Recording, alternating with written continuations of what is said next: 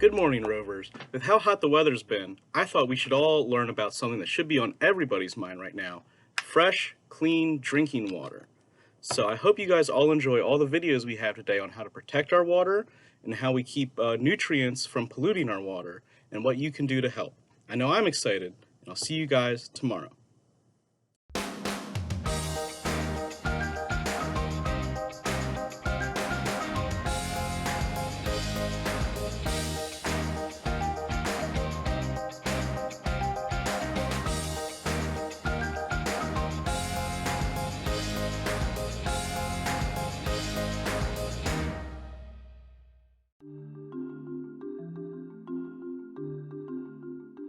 Hi, my name is Robert Gu. I work for EPA in the Office of Water. I work on sustainable water resource management.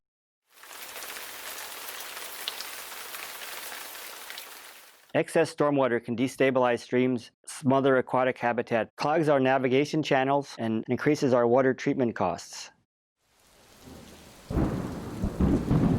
Stormwater is runoff or precipitation that falls from the sky in the form of rain or snow that melts or runs off the landscape.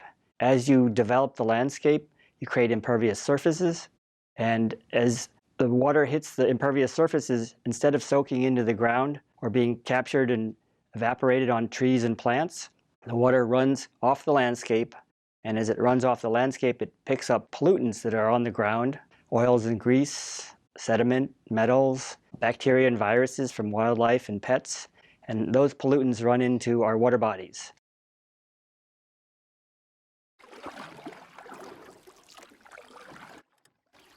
Some things you can try to do to reduce your stormwater impact is to wash your car at a car wash, to make sure that all bare ground is vegetated, that you plant plants and grass, that you pick up your lawn clippings after you mow your lawn so they're not washed into the gutters and into our streams, and run untreated into our streams and lakes. Learn more about green infrastructure by typing into your browser EPA, green infrastructure, and low impact development.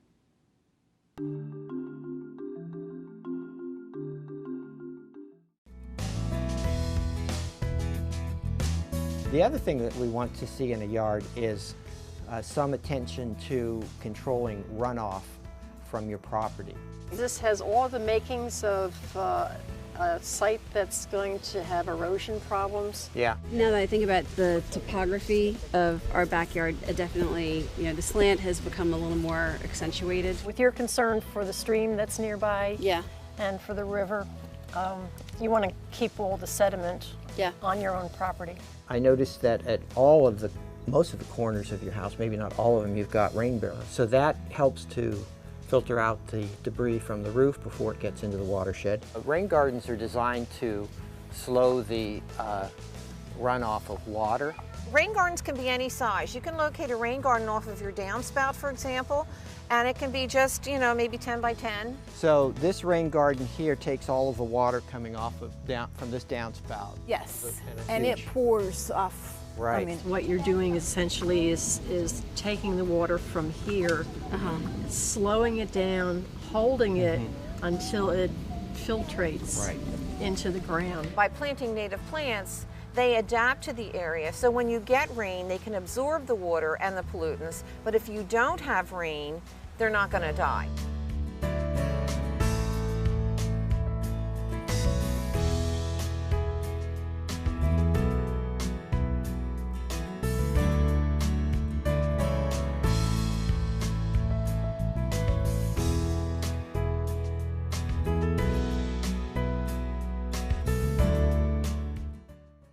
Protecting water and the American economy go hand in hand.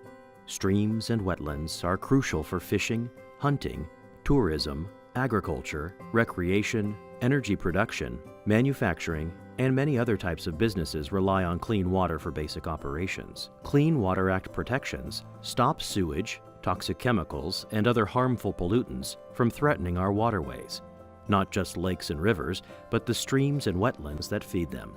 Right now, not all streams and wetlands are protected equally from pollution, and this loophole is threatening clean water. That's why last spring, EPA and the U.S. Army Corps of Engineers took targeted action to protect waters that really matter. The proposal protects the streams, wetlands, and headwaters that have scientifically been shown to impact water downstream. Results from a recent survey show that 80% of U.S. small business owners favor including streams and wetlands in federal clean water protections. Businesses depend on certainty, and EPA's Clean Water proposal delivers that certainty. Business leaders across the country have supported EPA's continued commitment to clean water for all Americans. In the end, this proposal protects the water that American businesses depend on. Let us know what you think and visit our website for more information.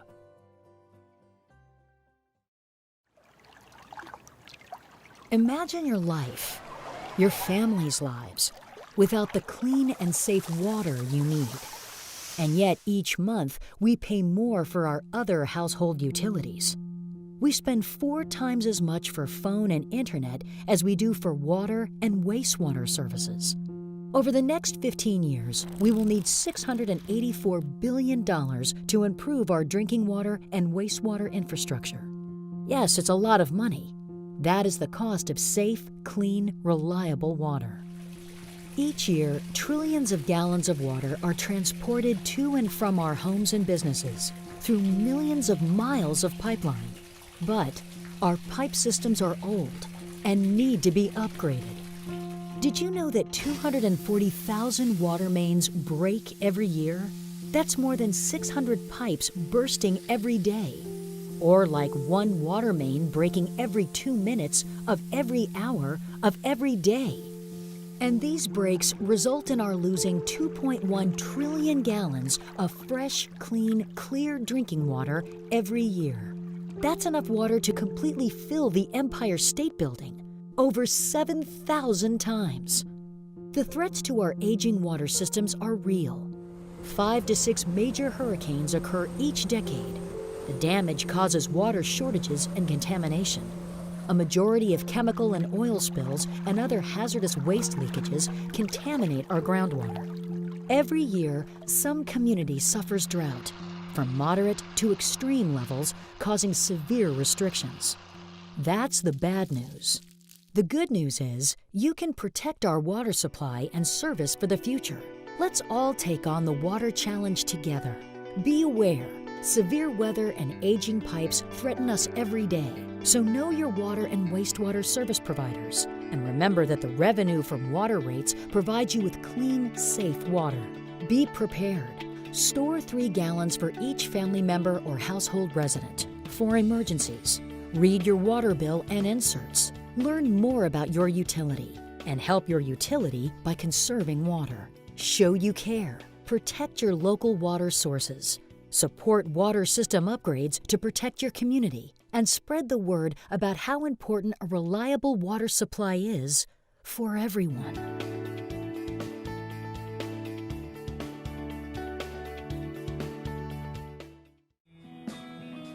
Sustainable societies are those that embrace institutions, infrastructure, and lifestyles that meet current needs without compromising the ability of future generations to meet their own needs.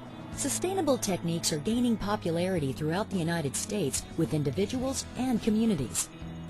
In 2008, the U.S. Botanic Garden hosted the One Planet Hours exhibit to show examples of functioning green techniques that can be used in homes and businesses that will make our society more sustainable.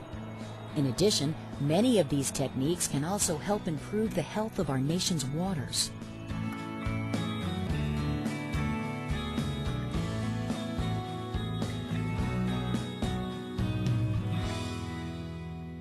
Sustainability is important to American cities because we're really using our resources at a rate far exceeding the ability for the planet to sustain us. We're really just using too much of the planet in order to live sustainably and comfortably for the next generation.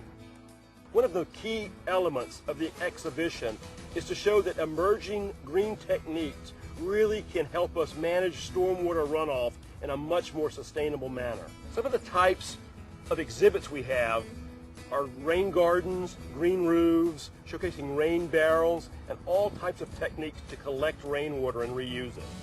We've been very lucky to have over 40 partners from across the country to come together to talk to the public about things they can do to be more sustainable. One of the great things that has come out of this exhibition is a memorandum of understanding with the EPA Office of Water, where we're really trying to concentrate on green techniques and bringing those to the forefront of the public's attention and showing them what they can do at home. Our goal is really to mimic the natural water systems. We've done away with that natural water cycle through our construction and development. What we're really trying to do is take the water, slow it down, spread it out, and soak it in. Green techniques like rain gardens allow water to soak into the ground and be absorbed by plants, instead of going into the storm sewer and having our downstream water resources polluted. Rain gardens are very easy tools for soaking up and absorbing rainwater on site. A rain garden is a small depression, not terribly deep. Rain gardens catch runoff from rooftop downspouts, driveways, and other hard surfaces. They retain the water rather than just letting it run off site. By spreading that water out, slowing it down, and holding it for just a short while, we're letting it soak back in and replicating the natural processes. And they can be any size. They don't have to be huge. The first step in a rain garden is to check your soil drainage. Ideally, the perfect situation is to have about 1 inch of drainage per hour. We then will make a shallow depression. We'll take the soils that are in that depression and we will use them, we will mix the compost and pine bark in those, just organic materials, so that we've got well-prepared, rich, humus soil for the plants. Mixing in compost and other organic materials is critical to provide food for the plants and to improve the soil texture so that the water can soak in better. We chose the plants in this garden with a number of objectives in mind. We wanted flowers, we wanted textures, we wanted color, we wanted plants that are going to grow easily without a lot of care. We're also picking plants for specific environments. The question of irrigation is a big issue now. So in this garden, we selected plants that were going to be happy with the amount of water that we gave them. Now, if you combine that technique with other techniques like using rain barrels so that you're capturing water so that you can use it later in your garden, you can dramatically reduce the amount of water that's coming off of your property and do an awful lot to benefit the environment. Not only do rain gardens help absorb stormwater, but they provide habitat for wildlife and improve the aesthetic value of homes and businesses. More than one green technique can be used to create a more effective multi-layered approach. Green roofs can be used with rain gardens to protect water quality by capturing and slowing down rooftop runoff. Green roofs also help cool our planet. The benefits of a green roof are numerous. The reduction of a building's energy needs, especially for air conditioning, increase in habitat, so reducing a footprint of a building, also reduction of pollutants from the stormwater. But some of the things are benefits that often are overlooked, and one of those is the improvement in longevity of a roof. So if you take a day like today, here we are with the ambient temperature about 70 degrees, partly cloudy, and the temperature on the average roof is over 160 degrees. And as a result, those materials that are used, the traditional asphalt shingle, that material is expanding during the day, and when it cools down at night, that temperature is reducing.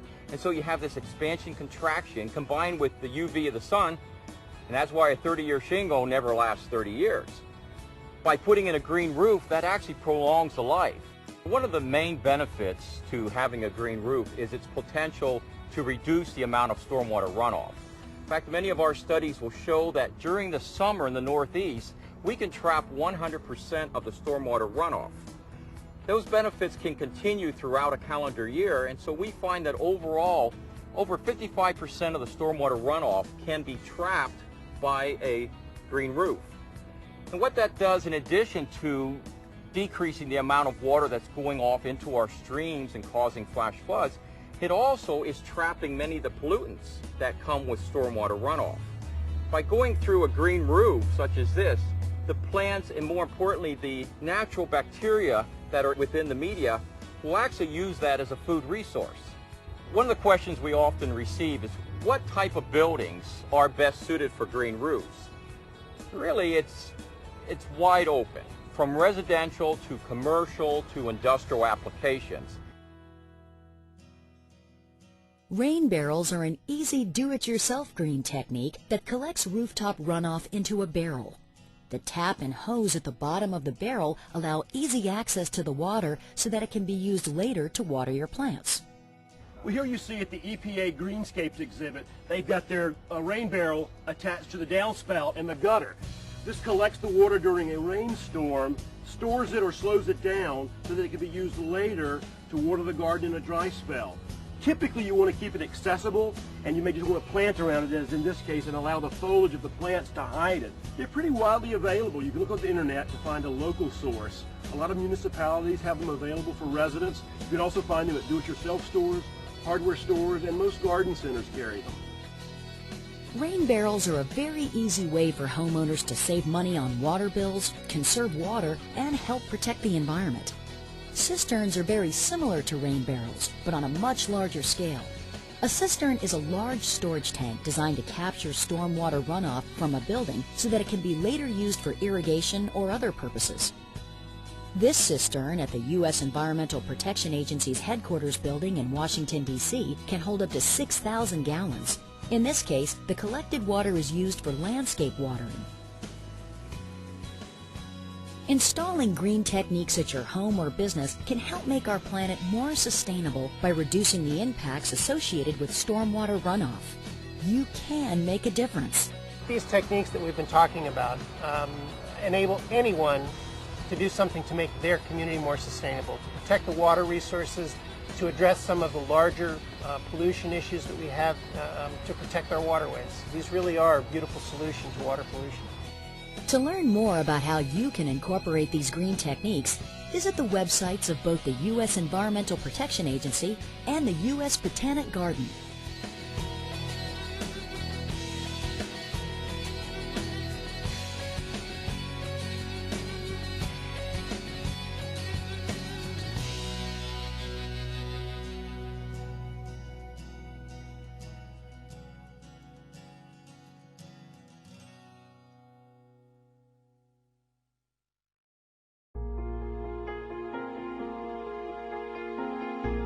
Nutrient pollution is a widespread national problem and is well documented in places like the Chesapeake Bay, the Mississippi River Basin, and Puget Sound. Nutrients like nitrogen and phosphorus are a natural part of the ecosystem. They support the growth of aquatic plants. But human activities cause an excess of nitrogen and phosphorus in the environment. Surface and groundwater becomes polluted, creating a serious problem known as nutrient pollution. Nutrient pollution can affect you and your family's health as it threatens our drinking water supplies and places where we like to swim and fish. Excess nutrients can also cause an explosion of algae growth called algal blooms. These can be foamy, scummy, or a thick mat of slime on the surface of the water or along the beach. Some algal blooms are harmful because they produce toxins that can make people sick. These blooms also hurt tourism, reduce property values, and drive up water treatment costs. The nutrients move downstream, killing fish and creating large dead zones where no aquatic life can survive. It's one of the most serious water pollution issues facing our nation. Nutrient pollution comes from farms, lawn fertilizer, pet waste, city streets, faulty septic systems, and sewage treatment plants. Limiting nutrient pollution from excess nitrogen and phosphorus will protect people's health, support the economy, and keep America's waters safe for swimming and fishing. Awareness is the first step in preventing and reducing nutrient pollution. Learn what you can do to make a difference at epa.gov/nutrient pollution.